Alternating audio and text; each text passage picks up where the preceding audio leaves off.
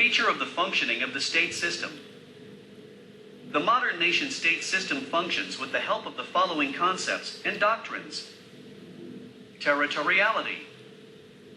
The modern state functions on the basis of territoriality. It is essential for statehood. Every state has a definite territory over which its sole authority prevails. During Middle Ages, exclusive control was neither possible nor necessary. From the 17th century, the state has become territory or frontier-conscious unit owing to the inventions of new long-range armaments as well as development of the means of transport and communication. After that, defending its territorial integrity became a matter of prestige for the state. As long as territoriality remained an essential element of statehood, or consisted of the defense or acquisition of territory. Most of the wars in history, including the last two world wars, were territorial wars. Territory was considered for its own sake, and as a source of military power. At that time, people of different ethnic and cultural affinities lived under one ruler, as cultural homogeneity of the population was not essential. Frankel considers the rise of the modern territorial state as a triumph of particularism over medieval unity, or as a partial victory of unity over the anarchy and disorder of the Middle Ages.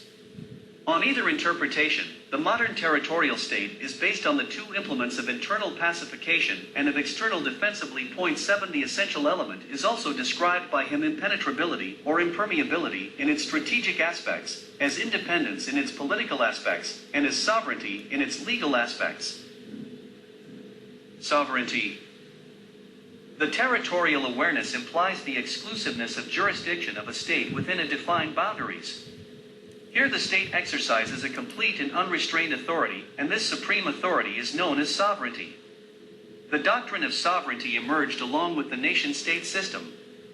It was evolved as a part of the supremacy won after a difficult and long struggle of the political power over the papal power. Thinkers like Bodin, Grotius, Hobbes, Locke, Rousseau, Hegel, Austin, Lasky also contributed towards the doctrine of sovereignty from 17th to 20th century. On the one hand, sovereignty has been regarded as the supreme political characteristic, or the central legal formula of international society. On the other, its allegedly outdated nature has been blamed for the present malaise of international life.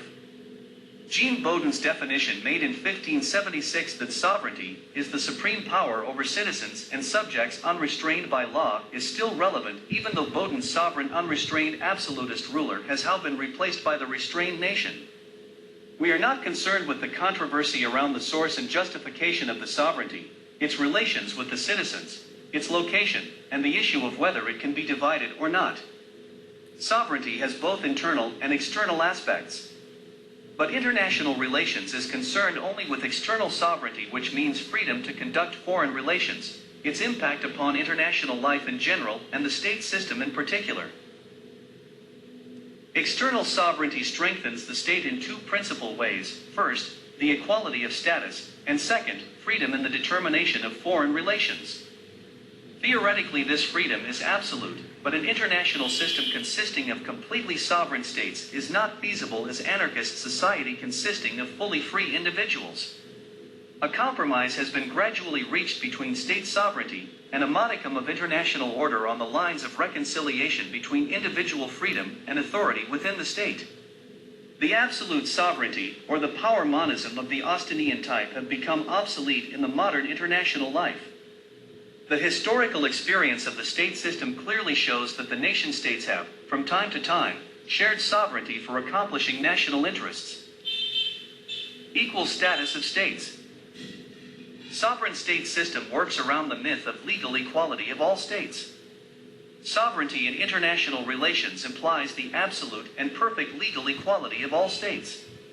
No state can dictate to other each is declared the equal of all other in status, dignity, and honor. All the protocols and procedures of formal international intercourse gives recognition to the concept of sovereign equality. Even the Charter of the United Nations states that the organization is based on the principle of the sovereign equality of all its members. Nationalism. If the sovereignty offers the legal foundation, nationalism offers the essential socio-psychological base for the state.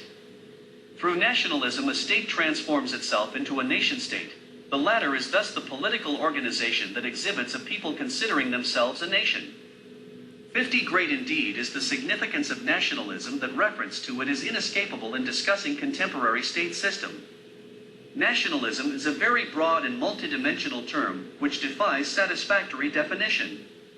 Nation, nationality, national self-determination, patriotism, and chauvinism are some of the related terms which are often used as broadly synonymous in different contexts.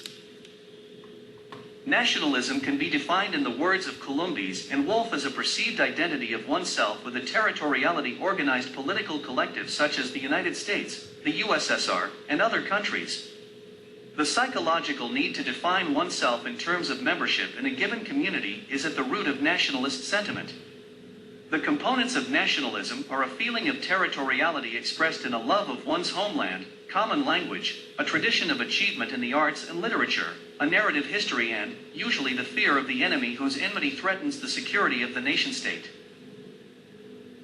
According to Hay's statement, nationalism consists of a modem emotional fusion and exaggeration of two very old phenomena, nationality and patriotism. In the 20th century, Hans Kohn, nationalism become the common form of political life all over the earth, but everywhere nationalism differ in character according to the specified historic conditions and peculiar social stricture of each country, and because of the stress upon national sovereignty and cultural distinctiveness has become a deeply divisive force. When it spread to Eastern Europe and late Asia, nationalism tended toward the closed society, in which the individual counted for them the strength and authority of the national whole. Power politics. Another chief characteristic of the functioning of the state system is power politics. It implies that the relationship of states is being governed almost entirely by force or threat, without any regard for right and justice. Our purpose here is not to explain the meaning, nature, elements, measurement of and limitation on national power, as the same will be discussed in detail in the subsequent chapter. We will be discussing only the way in which the international political process and the state system really functions. Above discussion of the state system and the respective roles of equality and inequality in the relations of states indicated the underpinnings of the doctrines of power politics.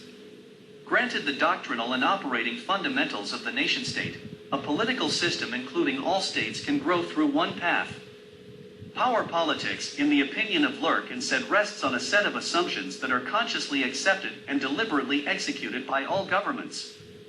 These are: 1. There are no absolutes of right or justice in the relations of states. Each state is the judge of the correctness of its own actions, and international politics goes on in a climate of moral relativism. 2. The only collective value shared by all participants is the desirability of preservation of the state system. 3. Self-help is the rule of action. Individual states must therefore enforce their own rights and can count on support from no external source. 4. Each state has only as many rights as it can enforce itself. 5. The relations of states are determined not by the application of any general principles, but by the experiential interaction of their respective capabilities. 6. Operationally, therefore, factors of power determine questions of right. In this sense, might is actually makes right. Statesmen and leaders do not speak openly about these assumptions, but they practice them in their actual behavior and interaction. The relevance of these assumptions rests ultimately upon the extent to which the phenomenon of power or capability can be meaningfully quantified. The question over whom is power exercised can be answered by describing two domains of power. First is the internal domain that coincides with the territory, population, and wealth within the boundaries of a nation-state. External domain is difficult to explain. It includes those territories and populations outside a nation-state that belong to its sphere of influence. Limitations on the state system.